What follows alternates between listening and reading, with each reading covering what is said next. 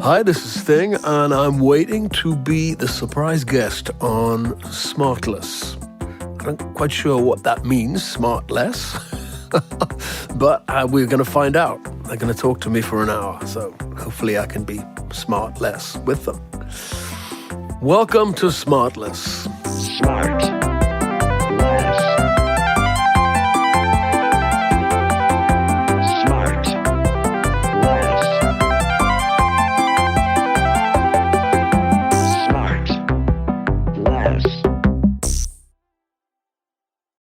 Oh, Will, you've been. Did you sleep over at Thoreau's last night? I just realized I had an overshirt in the other room, and I was working out, and I was like, I took a long sleeve shirt out just to put it on, and then I was like, oh shit, it's 9:30, and I took a leak, and I got my water, and I got in here. I was like, as I logged in, as my Zoom came up, I went, motherfucker, I'm not wearing. You're not wearing sleeves, and so. Justin Thoreau's he's just waking up. Justin Thoreau, he's not allowed to wear a Liverpool Football Club cut off t-shirt. He just had a baby. He did. I did? He just had a baby. Oh my God. I saw a shot of him sleeping with his new baby on his chest, but he wasn't at home sleeping. I guess he was in the hospital or something. But true to form, his top's off. I know what you're gonna say. His top's off. He might have been on an airplane. Yeah, he can't. He'll fly without a t-shirt. He'll fly without a shirt on when he, right? Yeah, you know this, Sean, right? When he flies, he's on a plane. He can't Jason almost sleep. said commercial. He can't even say the word. Oh my God, it won't even come out in your lips. Justin can't sleep with a shirt on.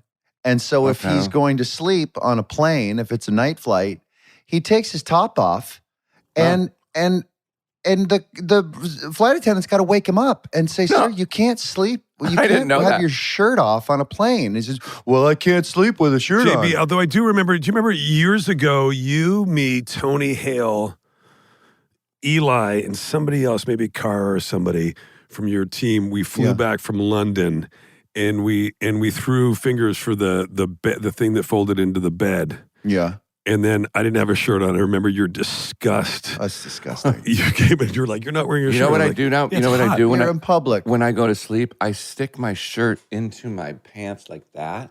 Yeah. I stick my shirt so that when I roll around at night, the shirt doesn't come up. It doesn't. Why don't you get one of those little onesie Hey, listen, snaps? and to our listener, anybody out there who's just looking for some who's lonely and looking for some hot dude.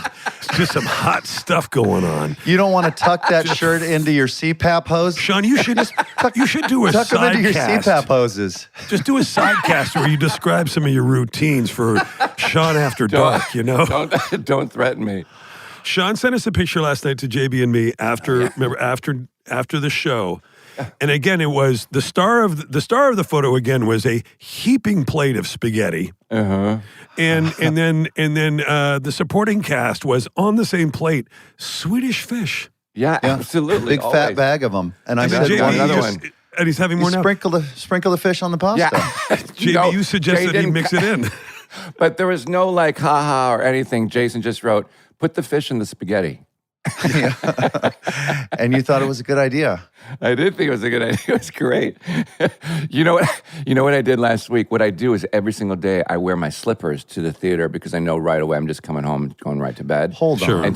Hold on. You're shuffling down some New York street in slippers, just blending in. Well, I get out of the car straight to the stage door. But the other day, the traffic was so bad I had to get out and run. So I'm running down the street with my hair like still wet from the shower in slippers with like a ratty t-shirt. I looked like a New York resident. I'm sorry. So real quick, how do you think you look now? Yeah.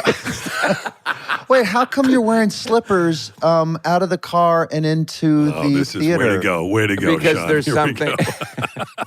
Do you not like shoes? No, it's inconvenient to wear shoes. Well, I'm not going anywhere after the show. I'm just going home, so I can just keep them on and you throw them straight into the incinerator, or when I'm done, yeah. I've gone to dinner with Sean at Jar, and I had slippers on, and he shows up and he's wearing slippers. JB, why? Yeah. But why? Are you just you don't want to deal with laces and things? Yeah. I just want to go to the theater. Hold it. there are 1,000 options for men. Velcro, that New are Balance. I think you're at that place. That are laceless shoes that you can be proud of. That if you do need to run down a street, they will work. Like Vans or loafers. Yeah. Or boots. I know. I got to start getting boat those. shoes. Or what shoes? Boat shoes. Boat shoes. Like Yeah. a boat shoe. Crocs I know. even would be a lesser offense. Yeah. Okay, know. you think about it. You think I love my about it. Uggs. Yeah. Crocs. Okay. Crocs are an interesting. Where do we land on Crocs? I Have we think been there? I think the jury's still out. There's a long is, right? deliberation. Yeah. It's like jazz. We're still out. Is it cool to Yeah. like it or cool to not? I won't take a position on jazz yet. Jazz, Yeah, well, you don't want to big go band's down good. the drain like one of our famous actors lately. I mean, and No, by I the mean way, I'm just saying in terms of whether it's for me or not. I'm saying. oh yeah, well, you know what? I think it is. It's something that Ken Burns got me really into baseball because of his documentary on baseball. This is some 30-some years ago. I gotta watch that, And he's got one on jazz that I'm waiting to open up and climb into because I think I'd be addicted to it. Once I get his I'm not calling into question the incredible musicianship or any of that. I mean, in terms of personal Yeah, of course. taste. Wait, you guys, there's a new UFO documentary that just came out. Really? You got to see No it. way. Hang on. Yeah. I got to take the tinfoil off my TV, but I definitely want to watch it. This is not the age of disclosure. Yeah, no, it's the same. No, it's Age of disclosure is incredible. who's the guy? Yeah, it's the guy. Shoot, I can't remember his name. I'll find it by the time. Text it to me when we talk later. Okay. Now, you guys have talked about a couple of things that our guest can really chime in on and straighten out for us. One is how to keep the voice healthy on stage, and the good. other is jazz. Wow. Oh, mama. Wow. Yeah.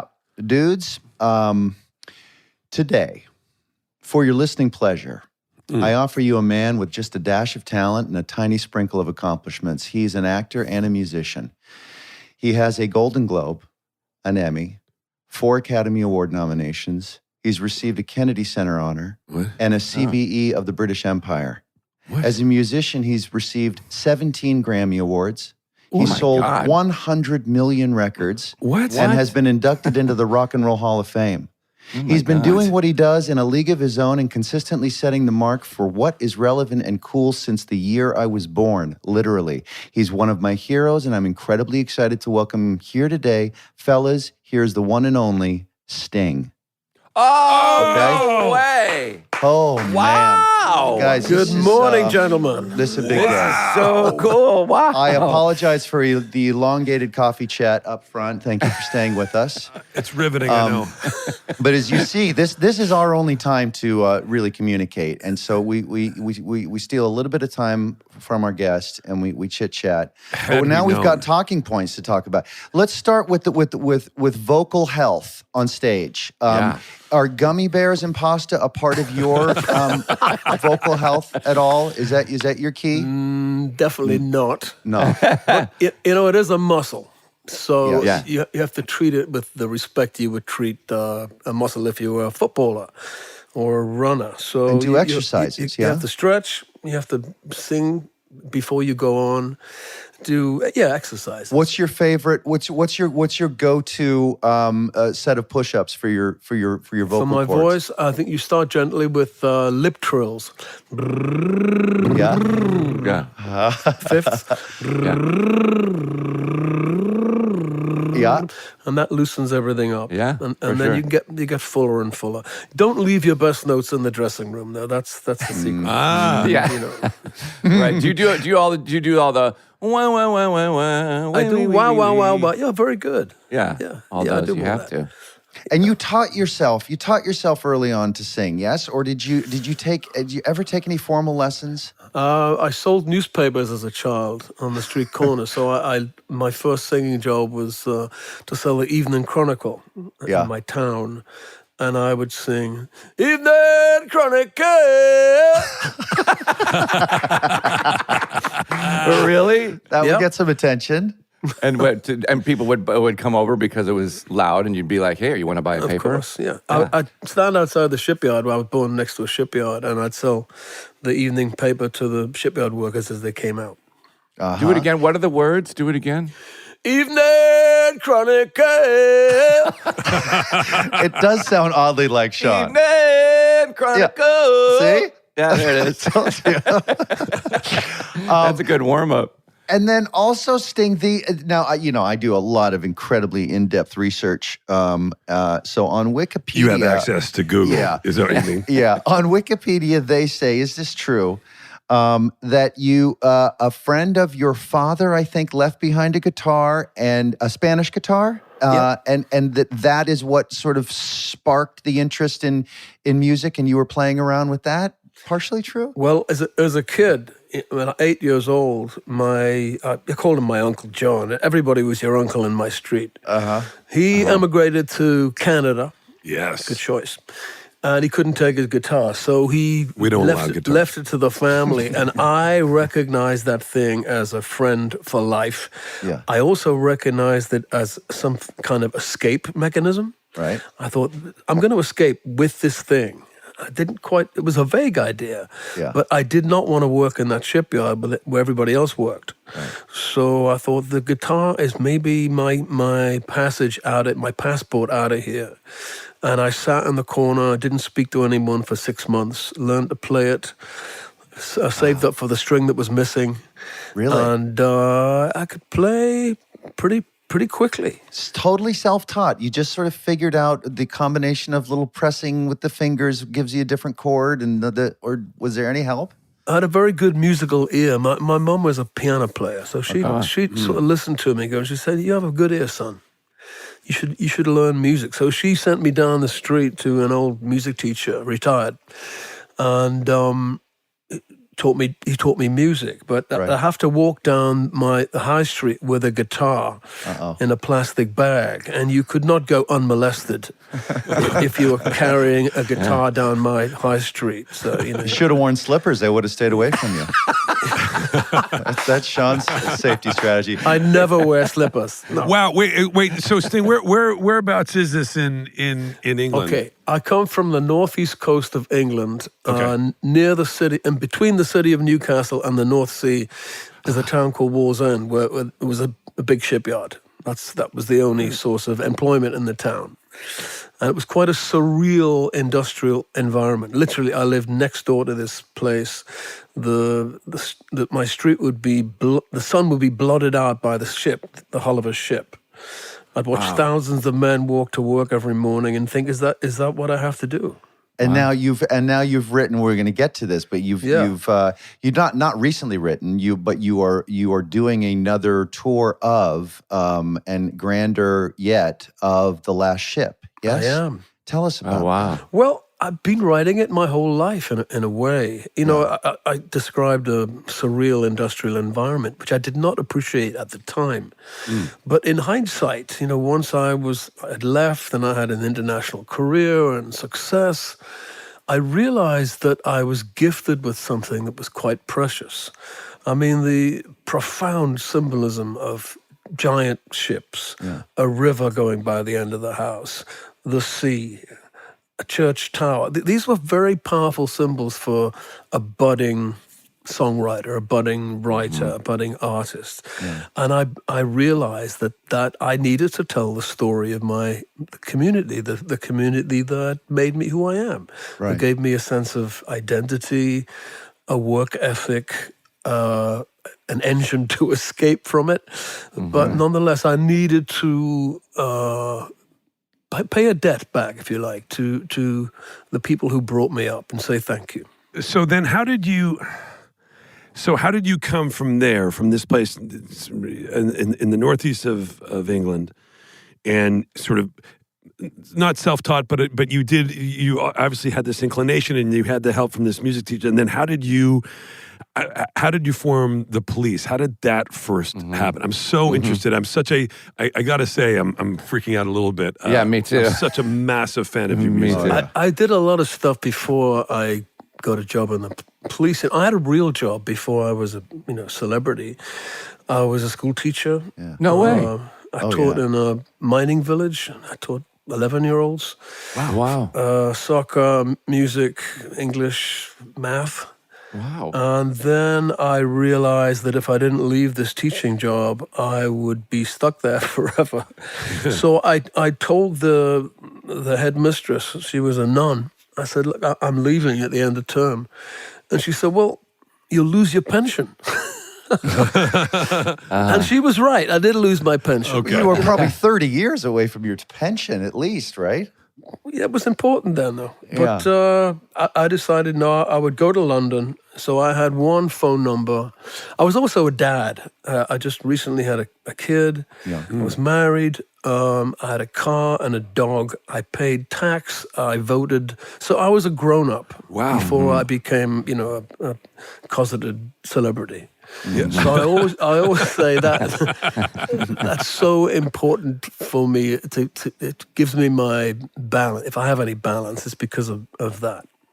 But you were armed with this incredible intellect and this environment, this upbringing of it sounds incredibly cinematic, but these elements that to me sort of lend themselves to metaphors and issues of sort of existentialism and whatnot. Like, you were able to match your intellect to your upbringing and write these songs for the rest of your life. Is that what kind of, do you find that it all culminates into this great place with The Last Ship? Well, JB, I'll sort of dove on that too, which is so many musicians or artists that we talk to have come out, start doing it very young, maybe start in a band when they're 19, and they haven't had the things that you just described, all these these rich experiences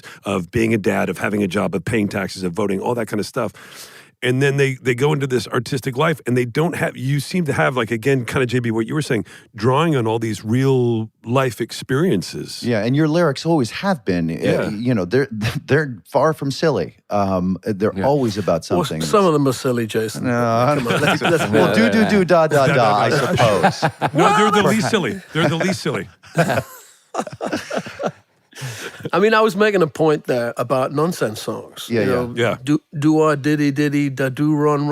Yeah. Hey nonny no from Shakespeare. I mean, Obla da. It's a tradition. Well, sorry, just a side note thing. And I know we've asked you 5 questions here, and you haven't. Yeah. But one of your more famous sort of one-word lyrics, and I wanted to hear your thoughts on this, of course, is in the Dire Straits song, is when you came on, you're saying, I want my MTV. All right, launched the whole thing. I mean, launched an entire thing. But anyway. But yeah, so picking one of those questions, let's still continue on Last Ship. Have you found that this is, and you're nowhere near done, but that this is a really interesting project for you to now revisit? And continue to talk about, because I think there's some new songs in it, talk about where you came from and marrying your experience, your intellect, and all of that into how you started? It's a deeply emotional play for me. My parents, who died like 40 years ago, are on stage with me every night. There's something, there's this kind of spiritual connection I have with the people I've lost. And my brother came to see the play in Amsterdam the other day, and he was a wreck. He cried from the beginning to the end, really? in a good way. It was cathartic for him, but he knows exactly what I'm singing about and the community that we come from. So it's a very emotional play. And I'm going to be doing it at the Metropolitan Opera House in New York City. I mean, there's such an amazing dream. I'm going to come see that. I'm going to be in town. I'm going to come see that. I'll see Please that. do. Yeah. I'm very, very excited about it. And what about it for you said to yourself, well, I'm gonna write a musical about this, and there's gonna be performance in addition to music and lyrics and stuff, as opposed to I want to write an album about this subject? I think I was going through a period of, I call it writer's block, but that's a little bit dramatic. But just wondering what do you write about? You're in your 40s. You don't want to write about your Chevrolet or your girlfriend. It's just, you're beyond that. So I went back to my past. Went back to the town I was brought up in and started to sing songs about people I knew. And that freed me up. Instead of navel gazing into my own psyche, I would try and, see the world through somebody else's eyes, somebody I knew.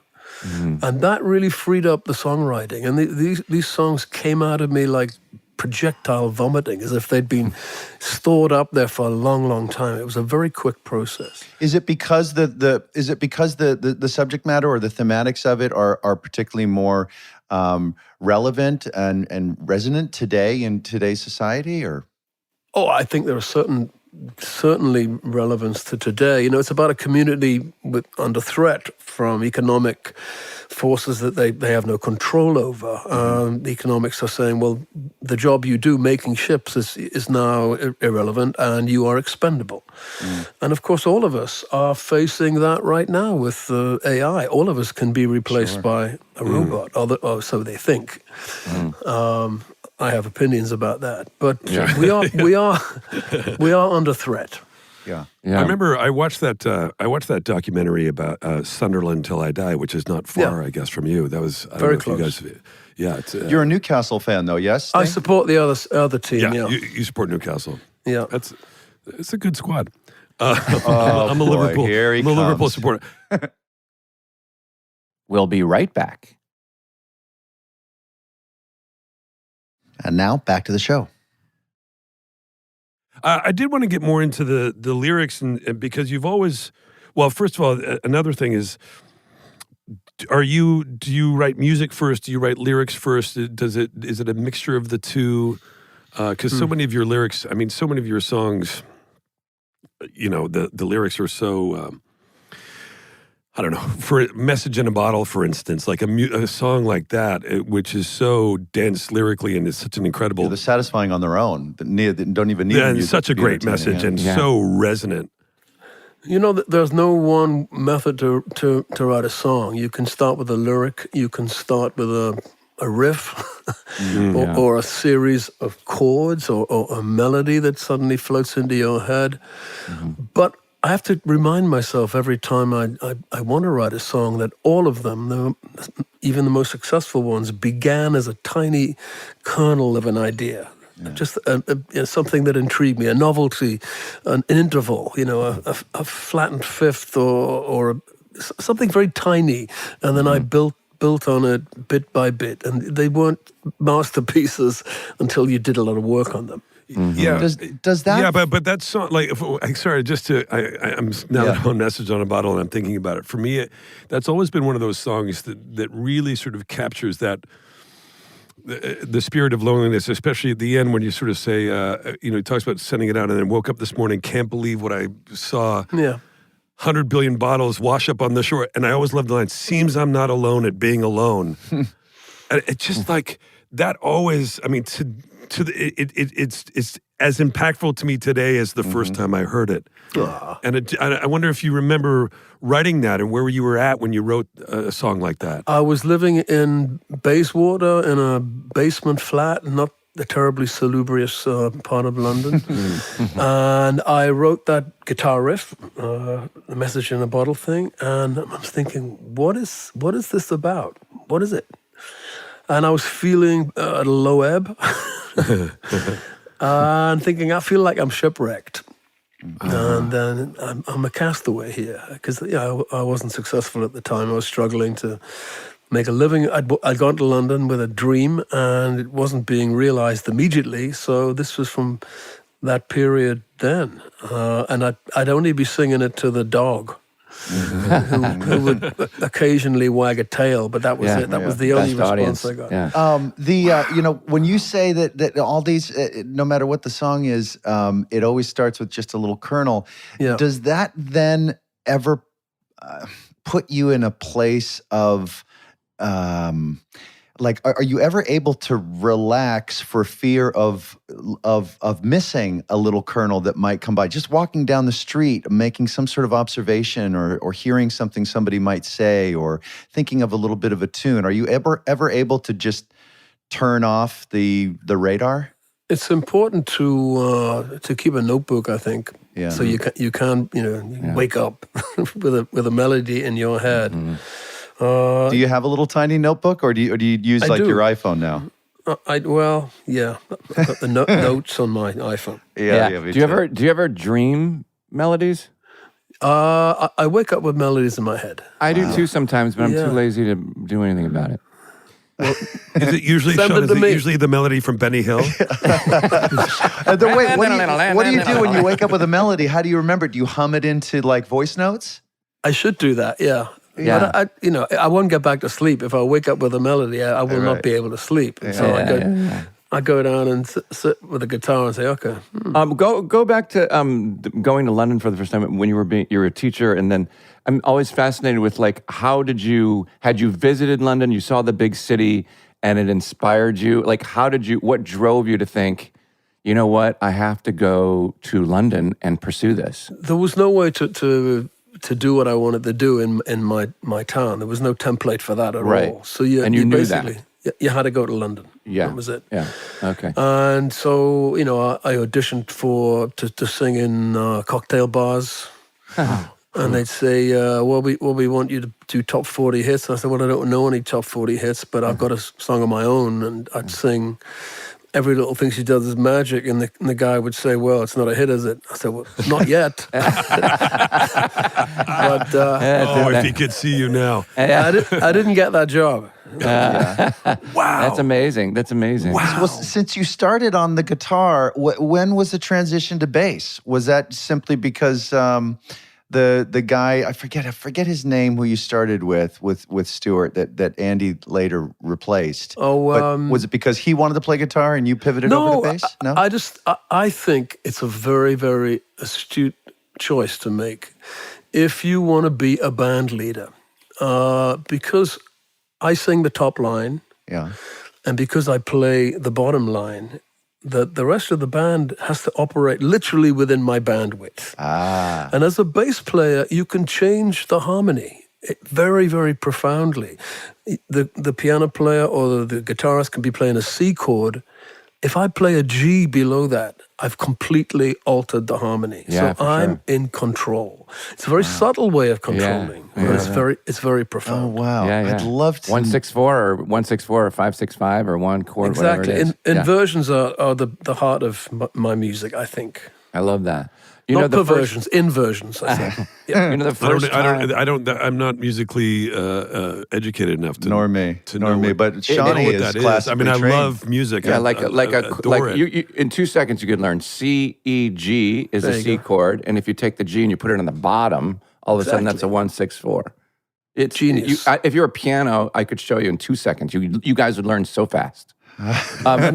That's where jazz will come in when you listen to your I think my thing on jazz is it's kind of I said it's sort of offhand. It's a running joke to like I can't that my friend Mark Chaplin I always have, which Chappie, shout out to Chappie. Whether it's cool to say you like it or cool to say you don't, it's just a joke. Yeah. But it's actually, and his son is at a school taking jazz in London. But I think I don't appreciate it enough, and I probably don't know enough about it. I think I'll tell you a story. Yeah. When I was 14, it's called a grammar school. I got a scholarship to study there. It's like the kind of elite school for poor kids. And I would take my guitar, and one afternoon I was playing in the classroom, and this older kid came up and said, "You're good." He said, "Do you like jazz?" I said, "I don't know." He said, "I'm going to give you something," and he gave me an album. He said, "Listen to it tonight. You won't like it, but listen to it tomorrow night, and the next night, and the next night, and then you will learn something." So he gave me Thelonious Monk playing live solo at an Olympia in Paris, right? So I put it on. He was right. I didn't like it. Kind of really angular, weird harmony shit. So I put it on the next night, a little better. By the third night, I'd opened up a part of my brain that had been closed. And I think it's about exposure to difficult harmony. Mm-hmm. Without that exposure, you can't hear it. You go, "Oh, it sounds terrible." But that once you open it, it's the sweetest place to be. Oh man, I'm gonna write. That's cool. Yeah, That's it's cool. it's I'm that. literally it's- writing this down. What is the? I'm also a musical moron, but the stuff that you can easily follow, that you can tap your toe to, is what 4/4 time. Is that right? I mean, common time, yeah. It's most pop music is written in 4/4, yes. Right. And then so is it what is the one that is always surprises you? Was that like third? Well, Like- it could be 5/4, which is like take 5 is written in 5/4, or I like 7/8, 7 beats in a bar, or I like 9/8. And to ding-dongs like me, it always sounds like it's a mistake. Like, how do they keep missing this? But 3/4 is a waltz, Jay. But then to your point, Sting, it ends up making you a better listener. It trains you. You learn how to appreciate something that's a bit more sophisticated, and consequently, you don't get sick of that song as quickly as you do the other ones. You're right. I think the brain is split in two, as you know. One part of the brain analyzes or processes very simple intervals, like thirds and fifths. The other part of the brain analyzes more complex intervals and more complex rhythms. So unless you've opened one side of the brain or not closed it off, you will not be able to appreciate difficult music. Yeah, and most people don't appreciate those nuances in the 7/8 and the 5/4 and the 6/9 and whatever those are. I do. I do too. If I'm jamming with a guitar, I'm invariably playing in 7. Even that's though wild. I don't know it. Jay, do you know this? You're going to make fun of me. Do you know the score of Evita at all?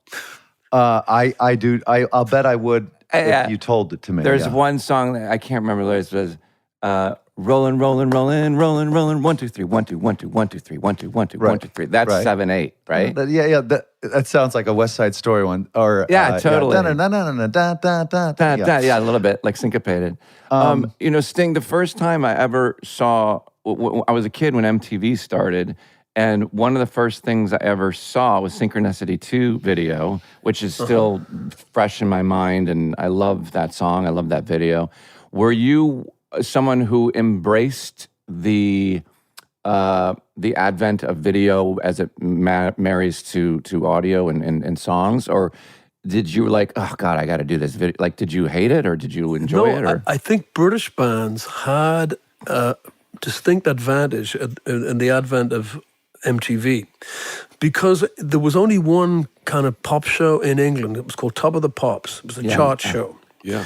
And if you got into the top 20, you could perform on the show. And if your record went up, you'd perform the next week. But if you were on tour, you had to make a video. So it was, and they'd show the video. So we had all of these examples of videos we'd made when we couldn't turn up to actually do the show, that immediately went onto MTV. So we were well practiced. Oh, wow. So that was cool. the second British invasion was due to that fact. That's cool. Was that the first time you were in front of the camera and started to maybe even have the spark of acting? No. As I said, I had a lot of jobs. I was trying to make a living in London.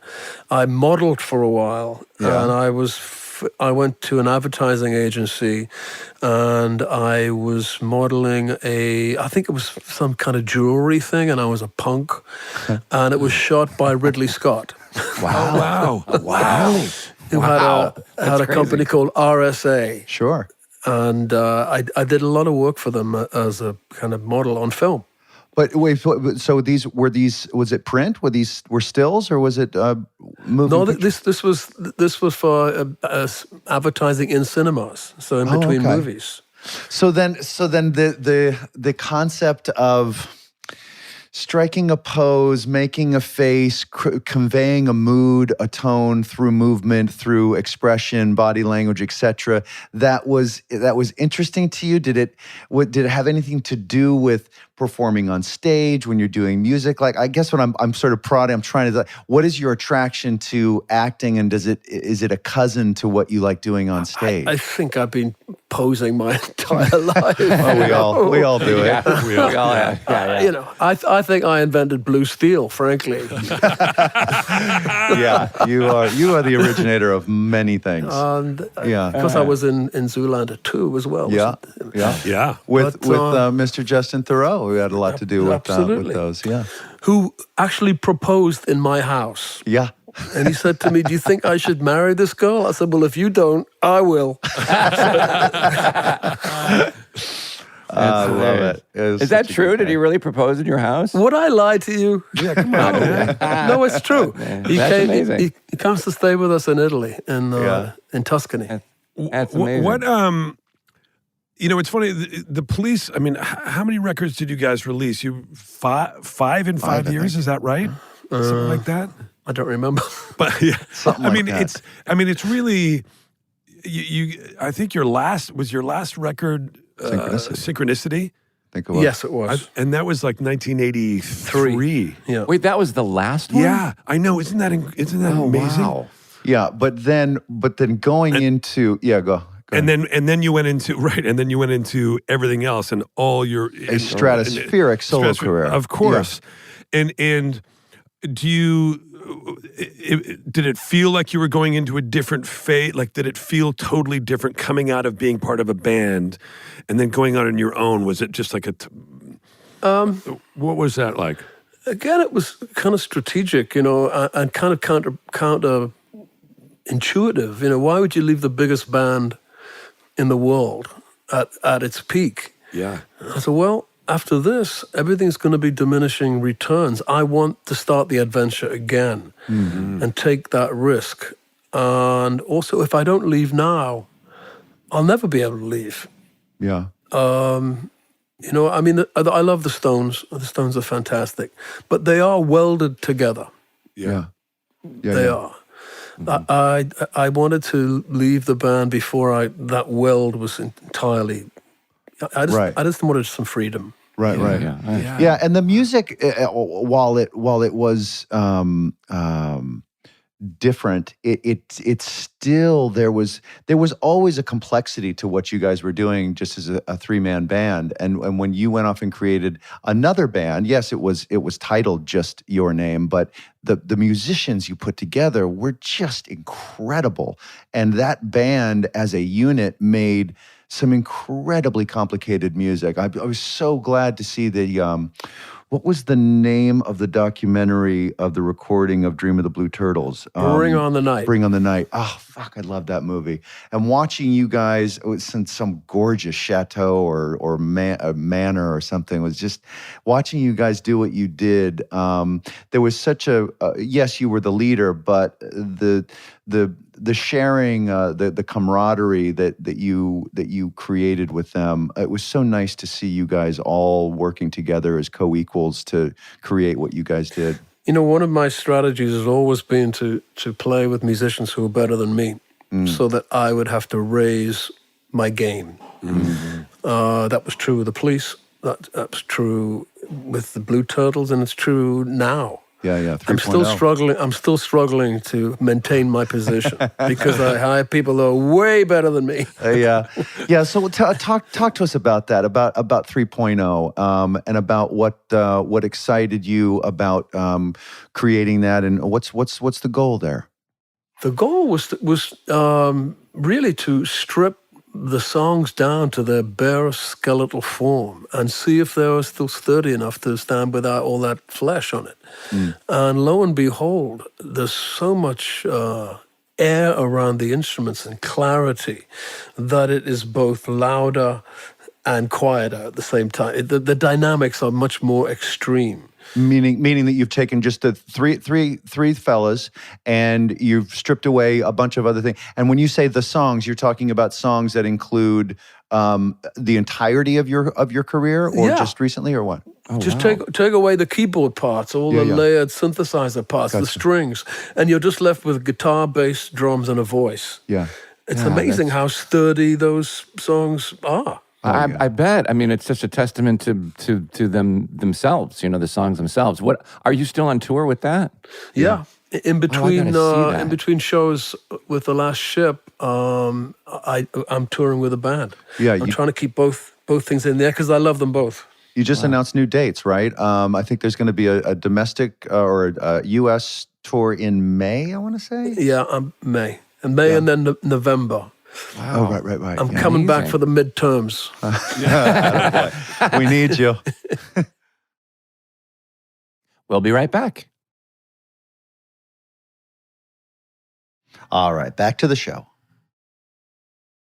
Mixed in all of this, it should be noted, you've spent a lot of your time throughout your life devoted to activism for a lot of different causes. Yeah. like serious. Rainforest and Well, yeah, I remember the what was it the Live Aid? the secret policeman's Other Ball. Other Ball. Oh, You were part loved of it. that. That was the first time you performed solo. Is that correct?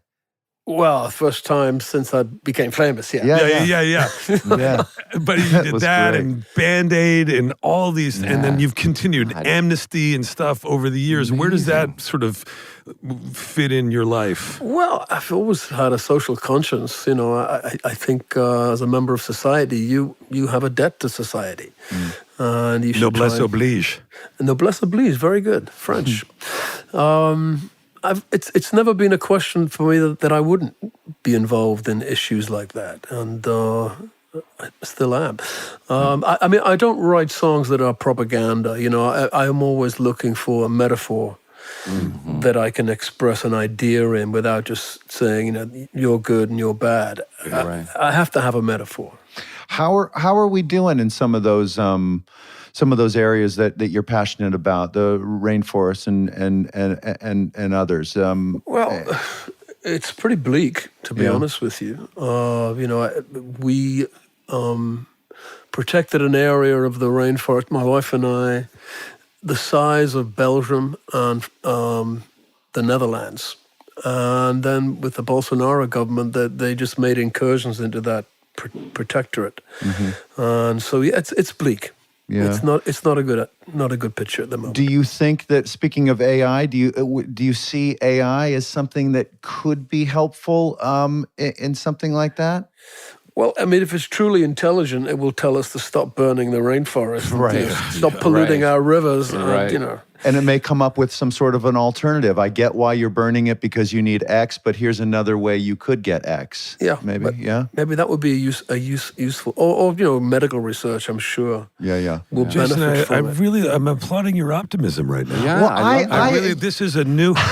I did see. I think I was telling you guys about the documentary I saw the other day. I want to give a little plug to. It was so fantastic. It was called the AI doc. Can't wait with the to see it. subtitle of How I Became an Apocalyptimist, and it's about a guy who's about to have a child, and he is simply taking the position of the layman and saying to all of these experts, should I be worried about having a kid coming into this world given what we're hearing? Should I be bullish or pessimistic about AI's contribution to society and mankind? And it was not only a really entertaining documentary, but super educational. And I did come out the other side optimistic. And so I'd ask our guest here, you know, maybe specifically to music, but also just in general, if you're willing to give us your hot take on what you think AI is gonna do for us. Well, I'll speak about my field. Yeah. I'll talk about music. You know, AI can create perfectly serviceable pop music that you would hear in a hotel lobby Right. or an airport. But there's a difference between listening to something and hearing something. So I'm saying you'll hear that in an airport. I will know it's AI almost immediately. But will I listen to it? No. What I'm listening for in a piece of music created by a human being is that human being has lived a life. That human being has had its heart broken. Has been in love. A machine can't do that. Yeah, Machine doesn't have a family history, good or bad. It's just a set of you know, other people's memories. Right. So I don't think we are in danger of losing that. I think people will know that this is a machine that's singing to them and it's not real. I hope so anyway.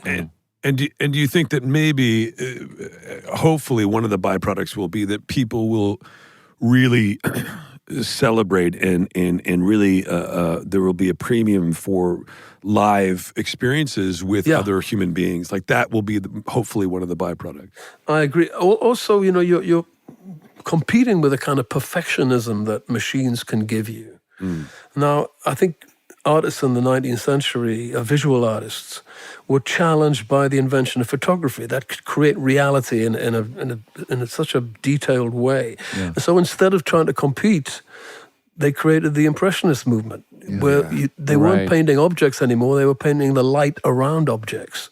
Yeah. And that, I think human beings will sidestep that perfection to create something better. Yeah, it's almost going back to what we were talking about with jazz. It's jazz by intention and by definition is improvisational and is meant to sort of mess it up a little bit. Like, you can play the 4/4 time and make it all work, but it takes a real master to kind of identify the gray areas around that and kind of bend it and tweak it a little bit, and then re-arrive at something that's perhaps a little bit more predictable, and then break it again. And I doubt a computer would be able to be that sophisticated. We have to go through whatever phase this is in humanity of this AI to come back. And look, vinyl's back. Like, everything comes back, And think about vinyl. I mean, when we went to, what was your feeling when they started going digital to sort of CDs and stuff, and that kind of compressed sound and all that? How did that affect?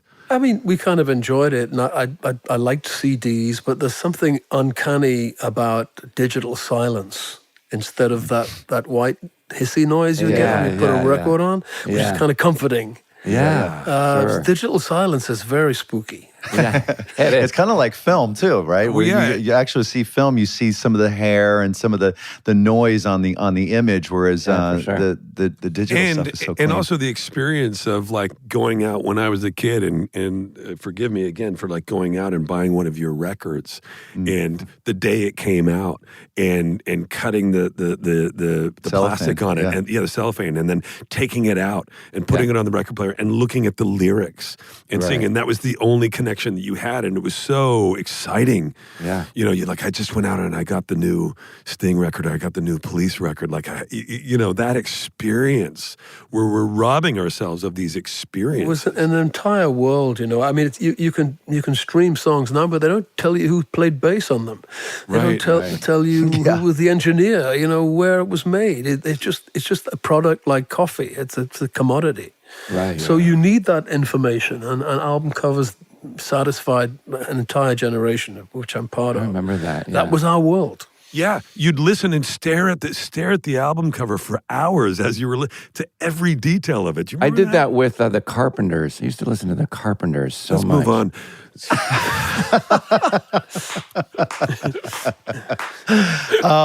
Hey, Sting, are we ever going to see you do some acting again? Because you're a great actor. I'm got acting such in my great play. presence. I'm in my play. Yes, and I'm going to come see that. I'll be the guy in front heckling and judging. Will you go see him backstage, Jason? I'm going to go and come see you backstage, which I always find is a little sweaty, but I'm told that's what the polite thing is to do. Do you like that? Do you like people coming backstage? I do. You do. You're not exhausted and you just want to go home, or you want...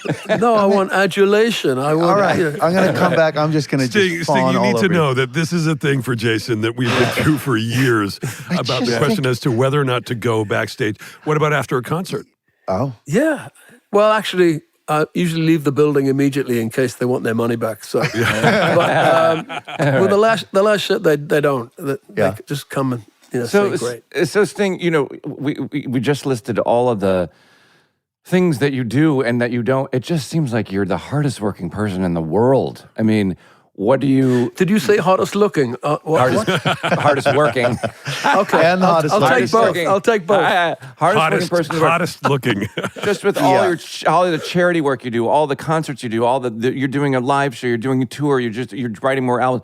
It's just endless. It's incredible. Like you said, your work ethic is just incredible. The question is, when are you an idiot? Yeah. Right? Yeah. What do you do? What do you do that's just dumb as shit? And agreeing to do this show. Yeah, maybe? Yeah, sure. You are the regret must be immense. You saw the title of it. You said, "Perfect." That's me. SmartLess. Okay.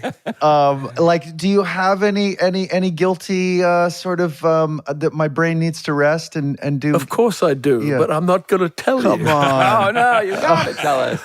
Sean likes Candy Crush on his phone. Yeah. I've no idea what that is. Yeah, fine. it's some dumb little For you. game. It's a good sign.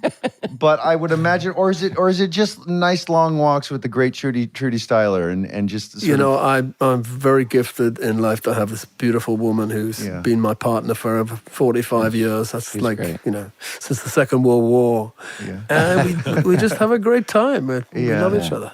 yeah. I mean, I won't see her for 6 weeks, actually, because I'm going to Australia tomorrow to do the last ship. So That's too long, right? I bet too you long. guys have like a 2-week rule like the rest of us. Are you good about normally, keeping but this is a long period. So that? Yeah. Yeah, that's a little. It's a long time. What do you think about doing the show night after night? Like I always say, the hardest part is if you're feeling like shit or you got a stomach ache or a headache or whatever, you have to go on. there are 2 plays going on with The Last Ship. There's one that's on stage that the audience sees. There's another one behind the stage. You meet little cliques behind stage at a certain point in the play, and that's when you sing along with the person in front of the stage, or you have a hand clapping competition. There are little rituals that you never stop. Right. You're doing both plays, and I know where I have to be, and we all do that. Yeah. Are you excited about? Have you played the Met before with anything? I've performed at the Met with my band a couple of times, but this is the first time I've actually been in a play in the Met, and it's a massive theatre. But the set of the play is so huge. We are recreating a shipyard. And it has an operatic scale, which is, it's not an opera, but it has an operatic scale. Also, I think it has the emotional ambition of an opera. It's a very emotional play. So. I can't wait to see this. Yeah, and so did the sets change for the Met? Are they built bigger? Are they more dramatic? Are they more operatic because of that venue? They're bigger because of the venue. We started out in Amsterdam, and then we were in Paris, in massive halls, and it really works. What about writing an opera or writing a symphony? Is any of that interesting to you? Look at his face. I'm a songwriter, and the Last Ship is a song cycle, with a theatrical component to it. But to write an opera, I don't know. I'm not qualified to do that. But yes, that feels like a pretty hard no. I'm just remembering, Sting, your performance in one of my favorite films of all time. It just which is Quadrophenia. Mm-hmm. Well, I was in that film long enough to make an impression, but not long enough to blow it. So no, but it's such a great film. Have you guys ever seen that, Quadrophenia? No, I haven't. As little pieces. Man. Yeah. I would love to see more acting out of you. Yeah. Well, that was during the period when I was modeling and just doing anything, trying to get a gig in the cocktail bar. So I would do anything. And this agent called me up and said, "Do you want to go for Quadrophenia?" I said, "Nah, I'm washing my hair." But she said, "No, go." So I loved the original Dune. I loved you in the original Dune. Have you seen the new ones? yeah, They're pretty I cool. did. Yeah, they're pretty cool. I think Austin Butler was playing me in the new one. Yeah, for sure. It's great. Well, Two handsome guys, Sting. See, that's right. I mean, their version wasn't as camp as ours, I have to tell you. Yeah, that's true. That's true. Well, it was David Lynch, wasn't it? Yeah. Yeah. I can't thank you enough for spending time with us my gosh, what a thrill. and letting us peek behind the curtain a bit with your brilliance, your accomplishments. I mean, is there anything we should keep our knees bent for that you're going to try to also perfect? I mean, everything you've done, it's all been so different and so incredible. Is there a challenge for you out there left? I think the basis of all art, not to be pretentious, but it is surprise. Yeah. Mm-hmm. In a composition, you want to surprise people within 4 bars, or a piece of writing, you want to surprise people within the first few sentences. So I'm hoping to surprise myself about what is next. I don't know what is next. Yeah. But I have to have surprise. I have to have novelty. I have a very low threshold for boredom. Yeah. So I need to be surprised. Yeah. And I would imagine, I hope the answer to this is yes, that you will have allowed yourself to be satisfied and yet even proud of what you've done, and that you need not prove anything to yourself or to us, and that it is just all just sort of for fun going forward. Do you allow yourself the observation of accomplishment? I mean, it's just been incredible. I mean, I'm a very fortunate man in every, important field. Yeah, I have a family, I have a wife, and a career. yeah. And Yeah. I've been very fortunate.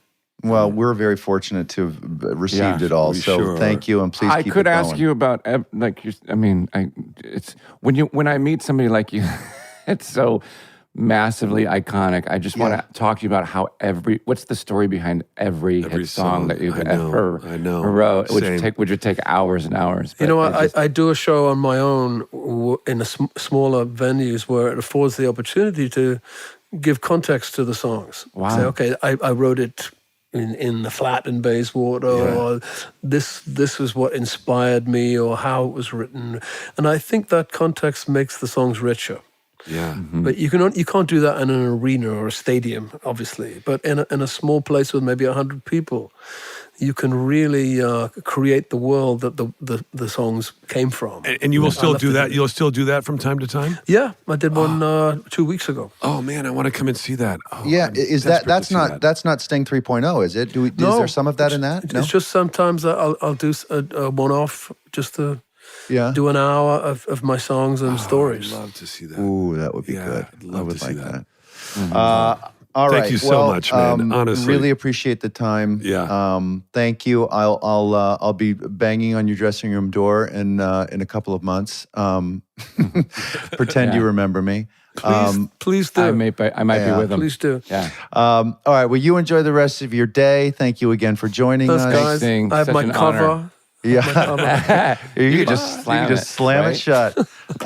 Really appreciate the time, Sting. Yeah. Good luck you. Thank you. with Sting 3.0 and The Last Ship. That was fun. Thank you so much. All right. Cheers, pal. man. See you, bud. Bye. Thank you. Bye. Wow, Jason. Yeah, how about that? Yeah, That's- Wow. when he popped up. Well, when you said how many Grammys he won, I'm like, 17 who is Grammys, this? 100 million records. That's unbelievable. That's I mean, and unbelievable. I think he's like close to EGOT level, and he's across. As I said, he literally started in 1969, so that was the year I was born. And as young as I can remember, he has been the guy, and is across all of my years of music appreciation. Every single year I've liked listening to music, he's had music that I loved listening to. I love that. You Yeah, know? that's great. Wait, 69 was the year he started. He started performing. With the police, or Started performing music, I guess, as a kid or learning the The music. police was like got it. 1978, I think. Oh, okay. I think that that sounds about right. Something like that. How do you know that, Will? Because I'm, how crazy I am with the. Yeah. I all those records were just so important to me. God, like but- everybody else, I'm not unique in that way. And even if you're not a fan, which I can't believe anybody isn't, you know all his songs. Right. Of course, You know what I And mean? they're all different. Not one of his songs sounds know. like the last. I know, Right? it's pretty crazy. Yeah. It's And just the police alone, the fact that it was just three of them too, making all those different sounds, and I don't know. God. He's really, really impressive, and I'm serious. I would love to see more acting out of him. He just has such a great presence and stillness to his acting style, which I'm a big fan of. But yeah, I was thinking about when I was doing my brief research before this interview. This is a perfect example of how freaking lucky the three of us are. I know. I thought that right when he popped with this on. podcast. Jason and I he's had been the same. right. I mean, this Yes. guy's been like, I was a little guy when he was like a god to me, I and he know, still I is. know. And like, now we get to have him on our show. Like I remember seeing the Police at the Hollywood Park, this racetrack here, and being a mile from the stage because that's the closest tickets I could get, and there's like the biggest rock star in the world that far away. I'll never get anywhere near somebody like that.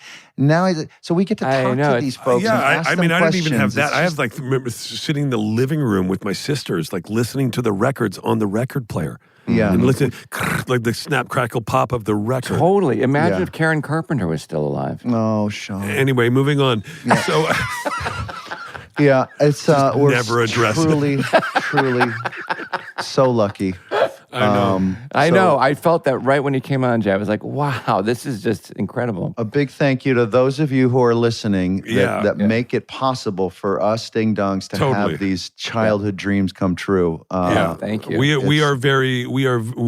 said he's very fortunate. We are very fortunate that we get to spend time with these incredible people. Yeah. We're very fortunate in a lot of ways, and that is really a big one. And we're put it this way: we're not very hard done by. Oh, hardened by. Hard done by. Hard done by. We're done. Bye. SmartLess.